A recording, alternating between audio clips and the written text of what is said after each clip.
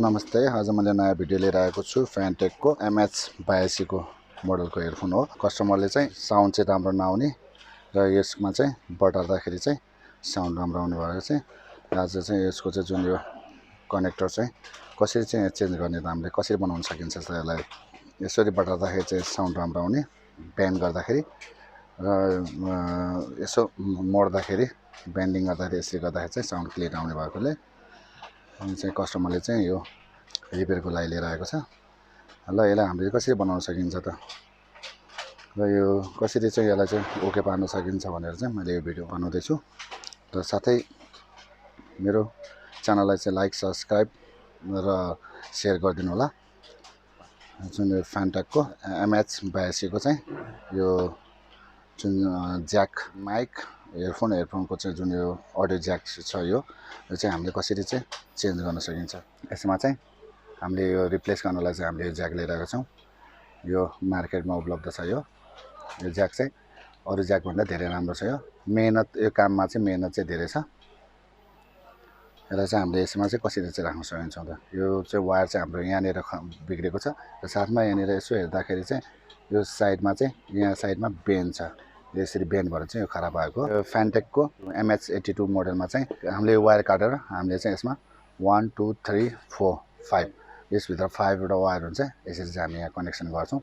यो कनेक्सन कसरी गर्ने ल है त हामी अब यो भिडियोलाई सुरुवात गरौँ है त। ल हामी अब यो उसको लागि चाहिँ वायर काट्न जाँदैछौँ। हामीले त्यो वायर काट्दियौँ। अब यसमा चाहिँ हामीले युज गर्नलाई चाहिँ ब्लेड युज गर्न सक्छौँ। अलिकता लाग्ने खालको ब्लेड यो अलि भित्रसम्म काटिएमा चाहिँ यो वायर जान सक्छ। त्यही भएर हामीले माथिबाट बिस्तार बिस्तार हामीले काटेर वायर निकाल्छौँ। मलाई सहयोग गर्न चाहिँ मेरो आफ्नै भाइले चाहिँ यो बनाउँदैछन्। यो हेडफोन बनाउने जति पनि काममा चाहिँ उसलाई मैले जिम्मा दिएको छु।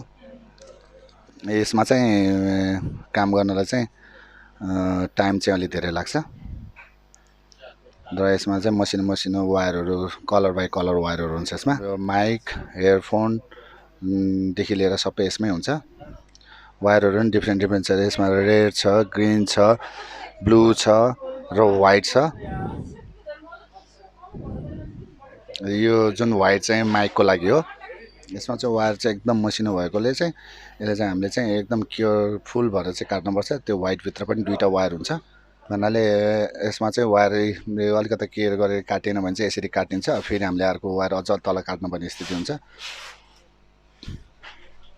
यसलाई चाहिँ एकदम केयरफुल्ली चाहिँ माथिको चाहिँ जुन यो कपर लगाएको हुन्छ त्यसलाई चाहिँ हामीले चाहिँ काटौँ बिस्तारै काट्दाखेरि तलको जुन चाहिँ वायरहरू चाहिँ नचुलिने गरेर यसरी हामीले निकाल्छौँ। यसमा निक्लिसकेपछि तीनवटा वायर त्यो भइहाल्यो। माइकको भित्रको दुईवटा भइहाल्यो। त्यसरी हामीले यसले बराबर वायर बनाउनलाई चाहिँ हामीले काटौँ। यसरी माइकको भइहाल्यो। अर्को चाहिँ यो 3-4 चाहिँ यो चाहिँ हाम्रो चाहिँ यो स्पिकरको लागि लेफ्ट राइटको लागि हो। यसमा चाहिँ हामी यो जोइन गरौँ। अब यसको पहिला सुरु यो जुन यो क्यापलाई चाहिँ हामी पहिला यसमा टोरीमा चाहिँ छिराउँ भित्र। यसरी हामीले चाहिँ भित्र छिरायौँ कनेक्टरलाई अलिकति मिलाएर भित्र छिरायौँ। 1 2 3 र माथिको जुन यो चाहिँ ग्राउन्ड भयो।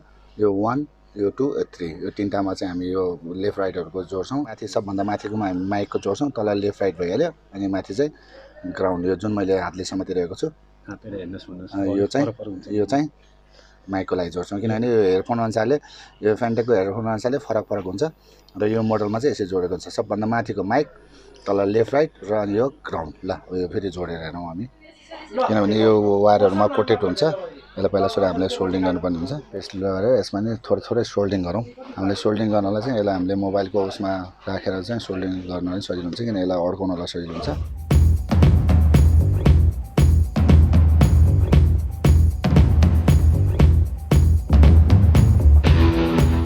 ल अब यसमा चाहिँ हामी 1 बाई 1 वायरहरू जोड्दैछौँ। अब हामी सबभन्दा तलको पोर्टलाई चाहिँ रेड जोड्दैछौँ।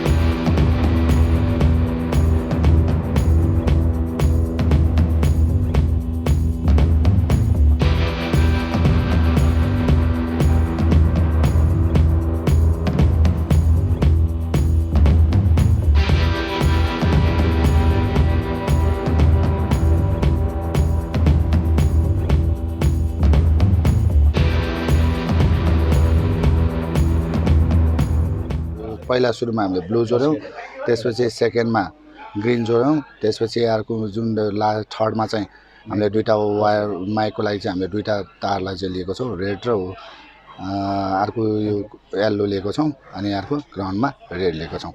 अब यसरी हामीले लियो। अब एकचोटि हामीले यसलाई टेस्ट गर्नलाई चाहिँ पहिला सुरु हामीले यसलाई यहाँ च्यापौँ चाहिँ हामीले मोबाइलमा टेस्टिङको लागि जोड्यौँ। जोडेपछि हाम्रो यहाँनिर यसमा हाम्रो हेडफोनको ऊ पनि सो गरेको छ। अब एकचोटि यसमा लगाउँ। लगाइसकेपछि यसबाट चाहिँ हामीले चेकिङ गरौँ। यसमा हामीले यसरी माइक हाल्यौँ, माइक एकचोटि चेक गरौँ। Hello hello hello mike testing, hello hello hello. यसमा तपाईँले स्क्रिनमा देखिरहनु भएको छ, मोबाइलमा चाहिँ यो चलिरहेको छ, यो माइकले काम गरेको छ। Hello hello hello. अब यसलाई हामी सुनौँ है त हामीले रेकर्ड गरेको। Hello hello hello mike testing, hello hello hello hello. तपाईँले स्क्रिनमा देखिरहनु भएको छ, मोबाइलमा चाहिँ यो चलिरहेको छ। अब हामी गाना पनि सुन्छौँ। तपाईँले स्क्रिनमा देखिरहनु भएको छ, मोबाइलमा चाहिँ यो चलिरहेको छ। लेफ्ट राइट पनि चेक गरौँ, ठिक छ। माइक पनि चेक गरौँ, ठिक छ। अब हामी यो तलको यो जुन ज्याकलाई चाहिँ हामी प्याक गर्न जाँदैछौँ। अब प्याक गरिदिउँ यसलाई। पेन्सिलको सहायताले चाहिँ हामीले यसलाई चाहिँ मजाले च्याप्दिउँ, किनभने पछि यताउता तान्दाखेरि चाहिँ यो नछुट्टोस्।